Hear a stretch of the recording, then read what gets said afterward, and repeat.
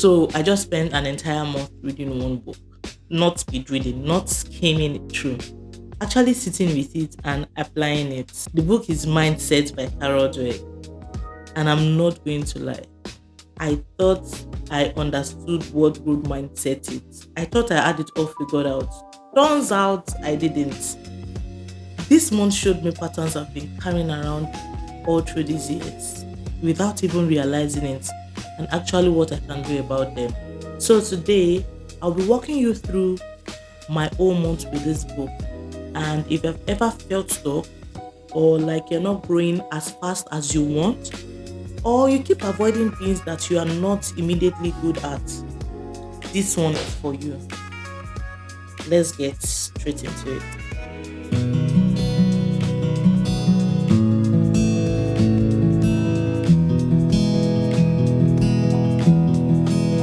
Week one was uncomfortable because the book didn't just teach me about growth mindset, it taught me about how I've been operating from a fixed mindset all along. Here's what I mean. Carol Dweck talks about how people with a fixed mindset always believe that their abilities are just set. Like you are either smart or not. You are either good at something or not. And people with a growth mindset believe that they can develop their abilities through effort and learning. And I was like, yeah, obviously, I'm growth mindset. I believe people can grow. But then I started paying attention to my actual behavior, and I realized I avoid things I'm not immediately good at. Not because I don't think I can learn them, but because I'm afraid of looking incompetent while learning. For instance, I started a newsletter 3 times before I actually hit publish. 3 times. And not because the content wasn't ready, but because I was afraid of what people would think. Oh wow, this is basic. Does she even know what she's talking about? That's not growth mindset. That's me protecting my ego. The author writes about how the fixed mindset is not loud. It is quiet, hiding behind things like perfectionism and I would, do this when I'm more prepared. And that's exactly what I was doing. So week one was just seeing it, naming it and realizing it. Oh, I've been doing this for years. Week two, I actually started noticing the patterns everywhere. One of the biggest ones, how I respond to feedback. Someone points out something I could improve. My first reaction internally is me being defensive. I would not, voice it out loud, but in my mind, well, I worked hard on that. You don't just understand what I'm trying to do.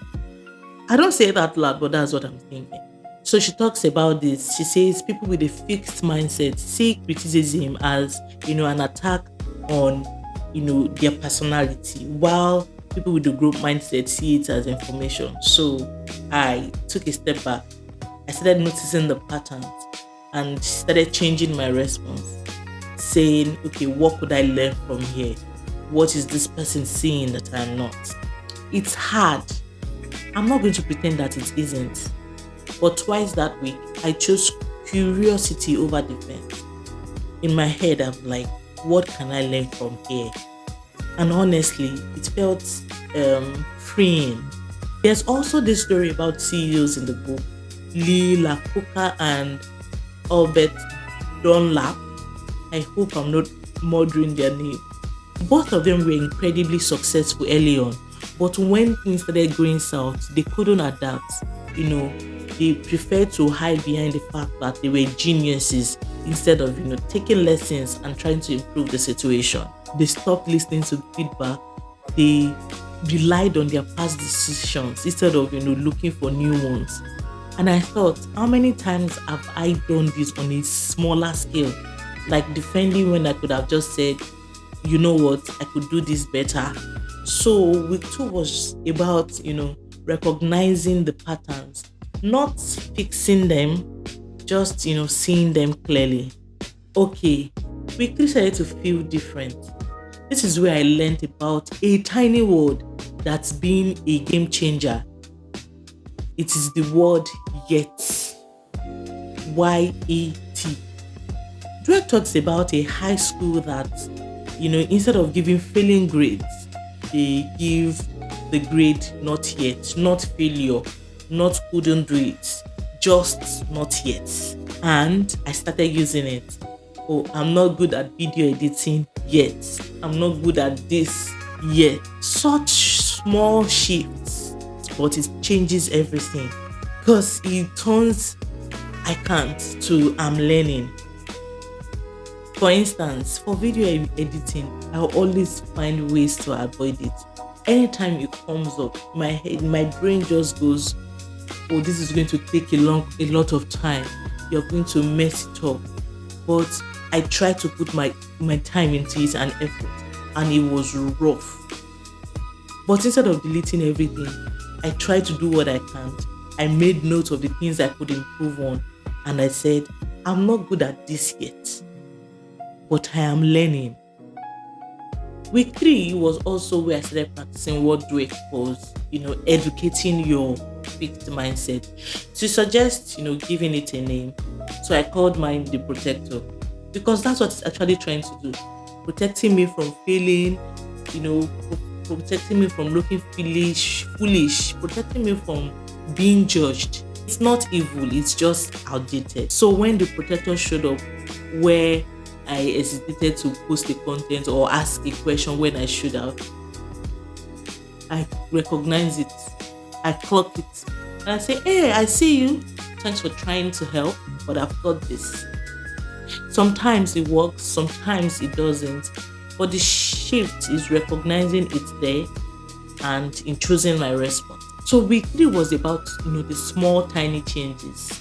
For instance, I asked the dumb questions, realized that other people also had the same question in mind. I also, published a post that I wasn't 100% sure about. I got decent engagement, and, I learned a few lessons and what I could improve on. I told someone, "You are right, I hadn't thought about it that way." Just honesty. Everybody was good. So these are not life-changing situations. They are just small shifts, small wins, the kind that compound over time. So week 4 was actually about asking what's actually changed. And to be honest, I don't feel like a completely different person. Just, a slightly better version of, this person. And honestly, that's real transformation. So Dweck had this quote on page 242, and it says, "It is not just about effort. We need to help people develop a toolbox of strategies." And that's what this month has given me, a toolbox. I have recognized the protector when it showed up. I've added the word "yet" to my vocabulary. I know feedback as information, not identity. And I'm okay with being a beginner. These aren't dramatic changes, but they are real ones. They are mine. A month ago, I would have described myself as someone who wants to grow, but is actually afraid of learning. But today, I am someone who is learning to see failure differently. That shift in the language matters. It's the difference between identifying with the fear and identifying with the learning. So if you have made it this far, this is what I want you to take away. You don't have to overhaul everything at once. You don't have to be perfect at growth mindset. You don't have to never feel defensive or scared or protective of your ego. You just have to catch yourself and do it differently once, then do it again tomorrow. Personal development doesn't have to be this massive, overwhelming thing. It can be simple, one book at a time, one shift at a time, one day at a time. That's what I'm doing with my newsletter, from here to there. One book, 1 month, just honesty, And if this is something that, interests you, the link is in the description. And here is my question for you. Something you have been telling yourself that you are not immediately good at. Drop it in the comments, but add "yet" to it. Let's see what happens.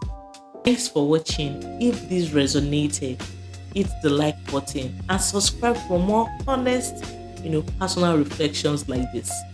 I'll see you in the next one. Bye for now.